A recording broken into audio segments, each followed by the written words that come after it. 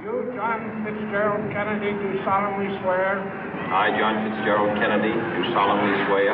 That you will faithfully execute the office of President of the United States. That I will faithfully execute the office of President of the United States. And will, to the best of your ability. And will, to the best of my ability. Preserve, protect, and defend the Constitution of the United States. Preserve, protect, and defend the Constitution of the United States. So help you God. So help me God.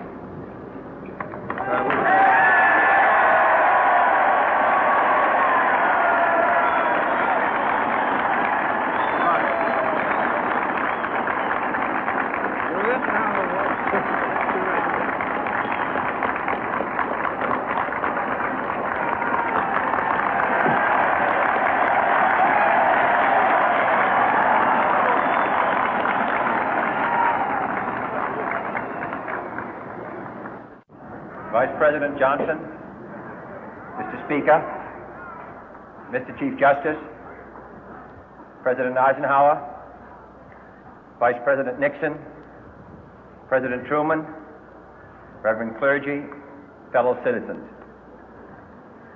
We observe today not a victory of party, but a celebration of freedom, symbolizing an end as well as a beginning, signifying renewal as well as change.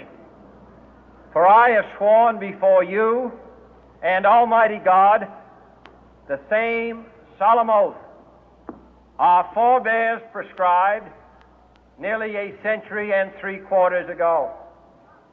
The world is very different now, for man holds in his mortal hands the power to abolish all forms of human poverty and all forms of human life.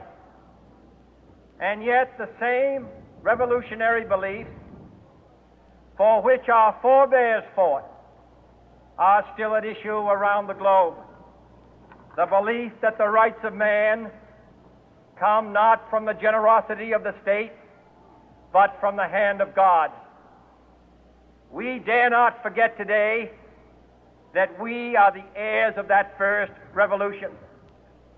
Let the word go forth from this time and place to friend and foe alike that the torch has been passed to a new generation of Americans born in this century, tempered by war, disciplined by a hard and bitter peace, proud of our ancient heritage, and unwilling to witness or permit the slow undoing of those human rights to which this nation has always been committed and to which we are committed today at home and around the world.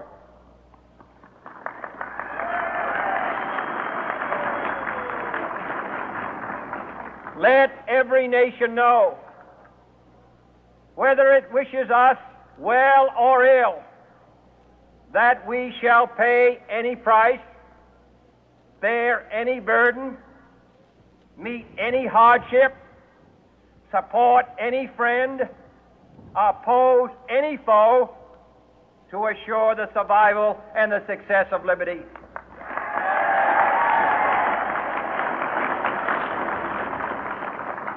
This much we pledge and more. To those old allies whose cultural and spiritual origins we share, we pledge the loyalty of faithful friends. United, there is little we cannot do in a host of cooperative ventures. Divided, there is little we can do, for we dare not meet a powerful challenge at odds and split asunder. To those new states whom we welcome to the ranks of the free, we pledge our word that one form of colonial control shall not have passed away, merely to be replaced by a far more iron tyranny. We shall not always expect to find them supporting our view, but we shall always hope to find them strongly supporting their own freedom, and to remember that in the past, those who foolishly sought power by riding the back of the tiger ended up inside.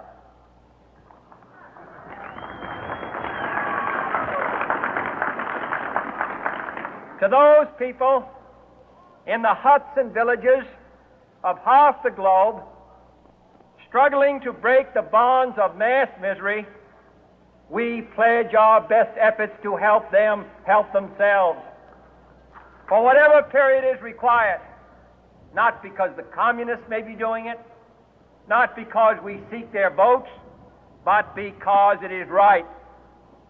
If a free society cannot help the many who are poor, it cannot save the few who are rich.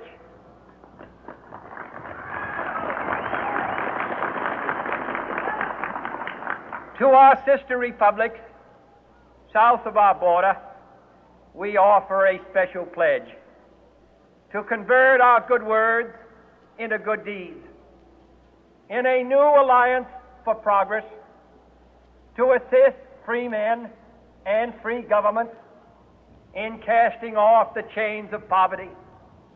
But this peaceful revolution of hope cannot become the prey of hostile powers.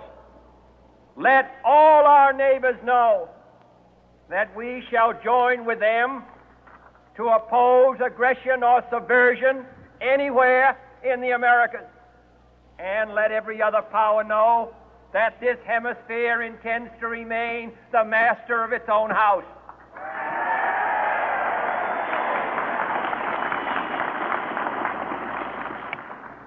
To that World Assembly of Sovereign States, the United Nations, our last best hope, in an age where the instruments of war have far outpaced the instruments of peace, we renew our pledge of support to prevent it from becoming merely a forum for invective, to strengthen its shield of the new and the weak, and to enlarge the area in which its writ may run.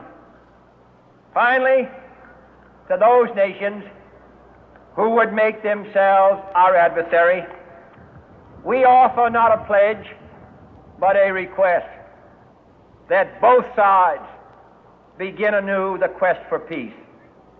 Before the dark powers of destruction, unleashed by science, engulf all humanity in planned or accidental self-destruction, we dare not tempt them with weakness, for only when our arms are sufficient beyond doubt can we be certain beyond doubt that they will never be employed.